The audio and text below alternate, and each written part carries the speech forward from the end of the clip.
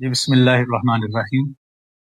تو الحمدللہ جو ہمارا سلسلہ چل رہا ہے ایک سیگا لینا اور اس سیگے کو قرآن پاک کی بے شمار آیات میں تلاش کرنا اور اس ایک کی مدد سے باقی آیات کا ترجمہ کرنا، یہ انشاءاللہ سلسلہ آخر تک چلتا رہے گا۔ تیسرا سیگا ہے ہمارا زارا بو، جمع مذکر کا غیب کا تیسرا سیگا زارا بو۔ ترجمہ کیا ہے؟ مارا ان تمام آدمیوں نے، مارا ان سب مردوں نے۔ اب اس کا ترجمہ ذہن میں رکھنا اور اس شکل کے الفاظ قرآن پاک میں آئیں گے۔ پہلی جو آیت ہے وَإِذَا فَعَلُوا فَاحِشَةً، اب یہاں پر دیکھو فَعَلُوا، ضربوا، فَعَلُوا بالکل ایک شکل ہے۔ اس کا ترجمہ مارا ان سب نے، تو فَعَلُوا اس کا مطلب کام کرنا، جی کام کیا ان سب نے، کام کیا ان سب نے۔ تو اب ترجمہ ہو جائے گا وَإِذَا فَعَلُوا، اور جب کام کیا ان سب نے فاحشتاً برا کا، اور جب کام کیا ان سب نے فاحشتاً برا کا۔ جی دوسرا جو سیگا ہے قالوا وجدنا، قالوا وجدنا، تو قالوا وجدنا علیہا آباءنا، ضربوا قالوا، ضربوا قالوا، ضربوا قالوا۔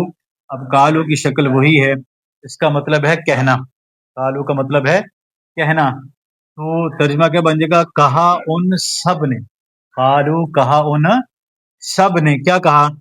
قالوا کہا ان سب نے، وجدنا پایا ہم نے، علیہا اسی طریقے پر، آباءنا اپنے آباء و اجداد، کہا ان سب نے پایا ہم نے اس طریقے پر، آباءنا اپنے آباء و اجداد کو۔ تو قالوا کا ترجمہ، ضربوا کا ترجمہ، دونوں کا ترجمہ ایک جیسے۔ تیسری جو آیت ہے مکروا مکرن کبارا، ضربوا مکروا، ضربوا مکروا، دونوں کی شکل ایک ہے۔ مکروا کا مطلب ہے مکر کرنا، تدبیر کرنا، مکر کرنا، تدبیر کرنا، جی تو ضربوا مارا ان سب نے، تو مکروا کا ترجمہ کیا ہو جائے گا؟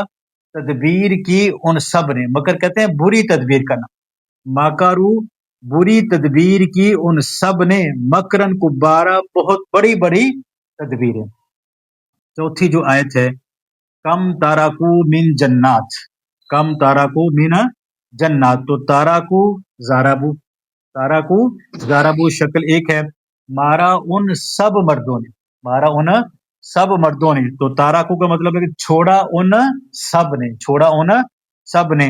تو ترجمہ آیت کا بن جائے گا کہ کم تارک کتنا، کتنے چھوڑے ان سب نے، من جنات باغات۔ پہلی یعنی قوموں کا ذکر اللہ پاک فرما رہے ہیں کہ ان لوگوں نے کتنے باغات اپنے پیچھے چھوڑ کر چلے گئے اور اس طریقے سے وہ ہلاک تباہ برباد۔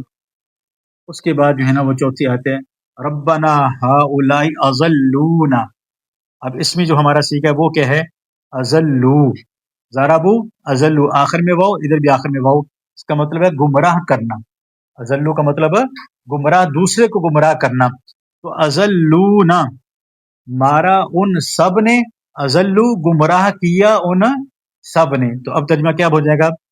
ربنا ہؤلاء، وہ کہیں گے اے پروردگار ہمارے، ہؤلاء یہ جو لوگ ہیں، اضلوا گمراہ کیا ان سب نے نا ہم کو، گمراہ کیا ان سب نے ہم کو۔